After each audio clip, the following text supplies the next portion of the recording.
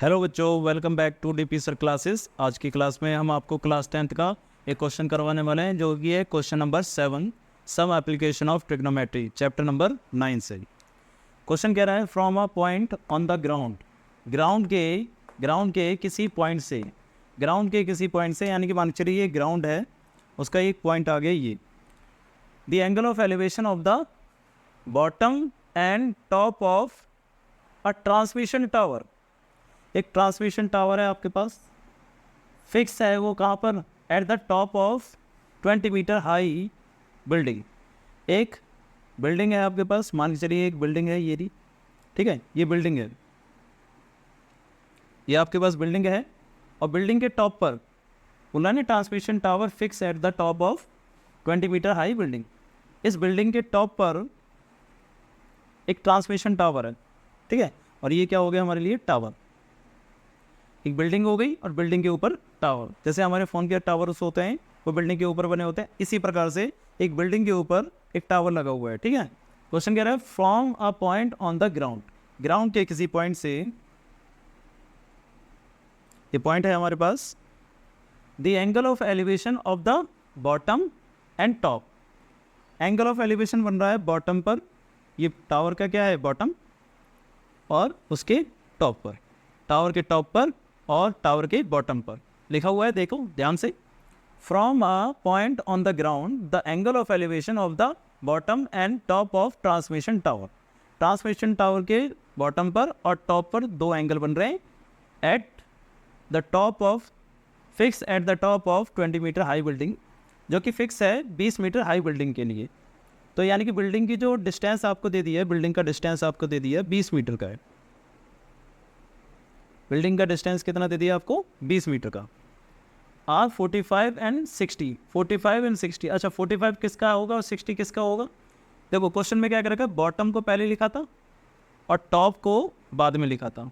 तो बॉटम पे बनने वाला जो एंगल है, यानी कि नीचे की तरफ बनने वाला एंगल 45 का होगा, और टॉप पे बनने वाला एंगल 60 डिग्री का होगा। जैसे जैसे क्वेश्चन में लिखा हुआ है वैसे वैसे एंगल बनता है। आगे कह रहा है find the height, find the height of tower. इस टावर की हाइट बतानी है आपको, ठीक है, बहुत ही सिंपल सा क्वेश्चन है। पिछली वीडियो में हमने आपको बताया था कि अगर ऐसे दो एंगल दे रखे होते हैं तो आप एक एक एंगल को यूज़ कर कर आप इस क्वेश्चन को कर सकते हैं। अब हाइट निकालने के लिए आप देखो आपको क्या चाहिए, आपके पास दो एंगल हो गए, नाम कर देते हैं ए बी सी डी। दो आपके पास ट्राइंगल हैं, एक ट्राइंगल है A D C, triangle A D C, और एक ट्राइंगल है B D C, triangle B D C. जब आप ए डी सी को लेते हैं तो आपके पास जो हाइट आएगी वो आएगी ए से लेकर सी तक की। तो इससे आप निकाल सकते हो ए सी, ठीक है। अब मुझे निकालना क्या है, क्वेश्चन में निकालना है ए से लेकर बी। सिंपल सा कंसेप्ट है, ए से लेकर सी होगा, मान के चले ए से लेकर सी आपके पास एज्यूम करते हैं 100 मीटर आ जाती है। एज्यूम करिए कि ए से लेकर सी आपके पास 100 मीटर आ जाती है, और देखो बिल्डिंग की हाइट कितनी देर की, 20 मीटर। तो ए से लेकर सी अगर 100 है और यहाँ से लेकर बी से लेकर सी अगर 20 है, तो आपके पास बची कितनी, तो आपके पास बची 80 मीटर।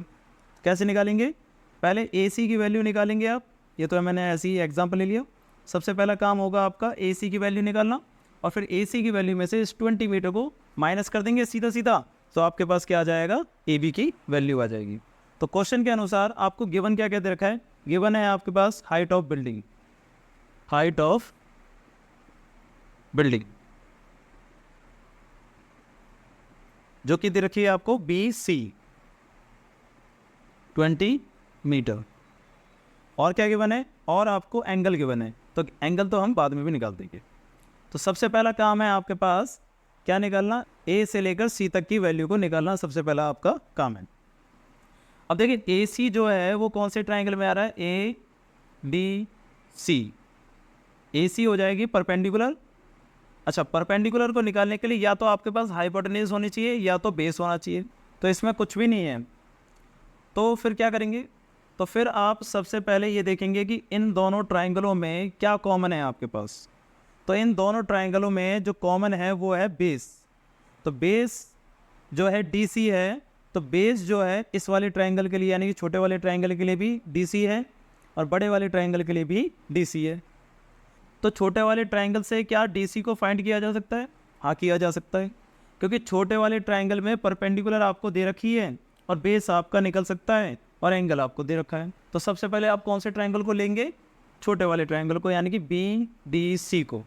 तो यहाँ लिखेंगे इन ट्रायंगल BDC, इससे क्या निकालेंगे आप? DC निकालेंगे, ठीक है। तो थीटा आपको दे रखा है छोटे वाले ट्रायंगल का 45 डिग्री और परपेंडिकुलर गिवन है, बेस निकालना है, तो फॉर्मूला क्या लगेगा? tan का। tan theta equal to perpendicular upon by base. Theta की वैल्यू है आपके पास 45, परपेंडिकुलर है आपके पास BC और बेस है आपके पास DC। 45 होता है आपके पास 1, BC की वैल्यू है आपके पास 20 और DC की वैल्यू निकालनी है तो DC इधर आ जाएगा। तो DC की वैल्यू आपके पास आ गई 20 मीटर। ये भी आपके पास कितनी आ गई? 20 मीटर। सिंपल सा कंसेप्ट है। बेस आपके पास आ गया 20 मीटर। अब आप AC आराम से फाइंड कर सकते हैं, कौन से वाले ट्रायंगल को लेकर? ADC को। अब लिखेंगे इन ट्रायंगल ADC, एंगल है आपके पास 60 डिग्री का और परपेंडिकुलर निकालनी है और बेस आपको आपकी बार दे रखा है, तो tan थीटा लगेगा यहाँ पर भी, परपेंडिकुलर अपॉन में बेस। तो tan थीटा, थीटा कितना है इसमें? 60 डिग्री का। परपेंडिकुलर क्या है आपके पास? परपेंडिकुलर है A से लेकर C, यानी कि AC, और बेस क्या है आपके पास? DC।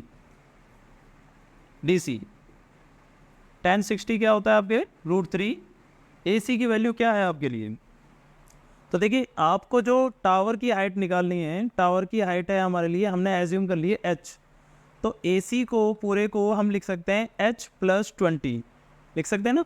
देखो AC जो है वो h और 20 दोनों को जोड़कर बनी है, तो हम AC को लिख सकते हैं h+20, क्योंकि हमें निकालना क्या है? हमें तो निकालना है टावर की हाइट को, है ना। तो यहाँ पर 60 डिग्री को हम लिख दिया √3, AC को लिख दिया h+20 और DC की वैल्यू क्या है? DC की वैल्यू हमने यहाँ पर निकाल रखी थी 20, ये आ गई 20, ये 20 इधर चला जाएगा, ये हो जाएगा 20√3 और ये h+20, 20 इधर आ जाएगा, 20√3 माइनस का 20 इक्वल टू में h।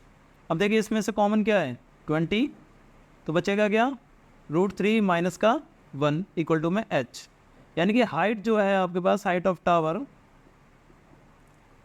टावर ये आपके पास आ गई 20√3 माइनस का 1 मीटर। Answer simple. समझ में आया होगा आपको क्वेश्चन?